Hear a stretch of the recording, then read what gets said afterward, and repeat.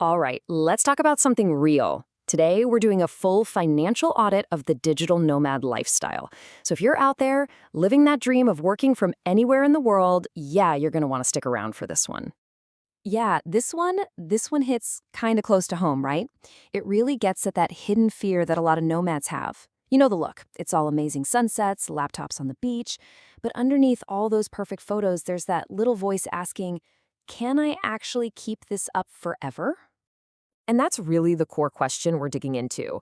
Are you actually building real, lasting wealth? Or are you just creating an incredible highlight reel for Instagram while your financial future, slowly starves to death? Let's figure it out.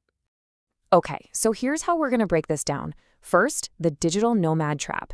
Then we'll run a 3-step audit: the 1% rule, mind the gap, and the hard math. After that, we'll get into the psychology of it all and wrap up with some actual homework you can do. All right, let's kick things off with section 1, the digital nomad trap. This is really about that clash, the super seductive, exciting idea of constant travel versus the, let's be honest, kind of boring reality of what it takes to build real money. So you see this comparison here, and it's everything. On one side, you've got the highlight reel, right? The new cities, incredible food, all those little dopamine hits. But on the other side, you've got the boring stack. And here's the kicker. Real life-changing wealth doesn't come from the highlight reel. It comes from compound interest. And that takes a long-term, super repetitive mindset, which is pretty much the exact opposite of the nomad lifestyle. And that brings us to this number, $100,000. Getting to your first 100K is so critical. And listen, it's not really an investing game at this point. It is a savings game. This is the point where your money starts to actually work for you, where compounding really kicks in. But you've got to feed that machine first, right? And that means saving like you mean it. Okay, let's get into the practical stuff. Step 1 of our audit, the 1% rule. I want you to think of this as your new best friend, a super simple filter for any spending that isn't, absolutely essential. So here's how it works. It's simple. Before you make any non-essential purchase, we're talking about that last-minute flight, a fancy tour, that really nice dinner. If it costs more than 1% of your total net worth, you have to stop. You have to seriously think twice about it.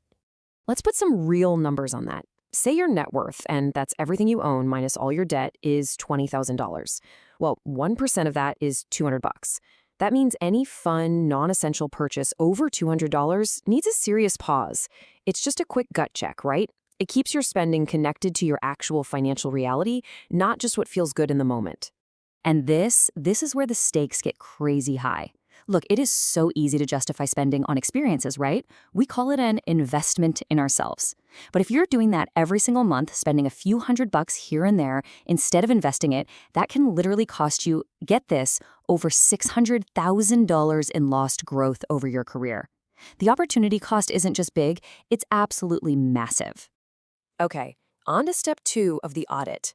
We need to talk about the gap. And I'm not exaggerating when I say this might be the single most important number in your entire financial life. What is the gap? It's just the space between what you earn and what you spend.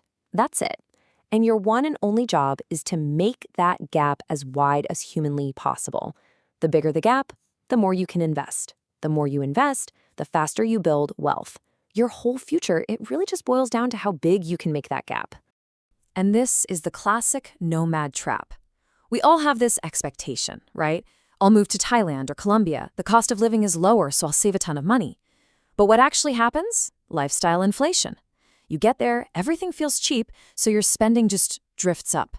You eat out more, you get a slightly nicer apartment, you take more weekend trips, and before you know it, you've completely wiped out the very financial advantage you moved there for in the first place. Which leads us perfectly into our third and final audit step, the hard math. Okay, no more theories, no more concepts. It's time to look at the cold, hard, unforgiving numbers. So let's say your budget is $3,000 a month. Sounds pretty reasonable for a nomad, right? Well, that's $36,000 a year. Let that sink in. When you look at it as an annual figure, it suddenly feels a lot heavier, doesn't it? That is a huge chunk of change that could be invested in growing for you. And this table just lays it all out, black and white. It's brutal. Look, imagine you free up just $500 a month. Option 1, you spend it on another trip. The immediate result, a great time. The result when you're 65? Zero. A big fat zero. Now, option 2, you invest that same $500 a month. The immediate result is just a growing account, nothing flashy. But the result at 65? Nearly $1 million. That's not a typo. The choice you make with that $500 today, it echoes for decades. And let's be totally honest with ourselves here. Waiting for the perfect time to invest, that's just a nice story we tell ourselves to feel better. What you're actually doing is making an active decision to earn 0% interest on your money. And guess what 0% compounded over 30 years is? Yep, still zero. Okay, so we've seen the math. It's pretty clear. So now we have to dig a little deeper and get into the psychology of it all. We have to ask that tough question. Why are you really traveling? What's the real driver here? I want you to think about a totally different definition of wealth. Maybe wealth isn't a thick passport full of stamps you can show off. Maybe true wealth is a free calendar. It's the freedom to wake up and do what you want, the power to say no to things you hate, and a full-throated yes to the things that actually matter to you. That's freedom. And how do you get there? You have to stop playing the comparison game. You just have to. The moment you stop measuring your life against someone else's perfectly edited Instagram feed, something magical happens. You stop wasting money on things you don't even really want just to project an image. All right, I know that was a lot to take in, but information is useless without action. So this is the most important part right here. It's time to put this all to work. Here is your homework. It's a simple 3-step plan. Step 1, I want you to go through your last 3 months of bank and credit card statements, and you have to be brutally honest with yourself. Step 2, calculate the gap. What's your average income? What are your average expenses? What's left over? And step 3, if that gap is small or if it's not growing, it's time for an audit. Look at your subscriptions, sure. But the big one for nomads is your travel velocity. How fast are you moving? Because moving costs money. And that really leaves us with one final thing for you to think about. After you've done this audit, after you've looked at the numbers and been honest about the psychology, ask yourself, what does true wealth really look like for you? Is it another stamp in the passport? Or is it a future where you are truly, completely free?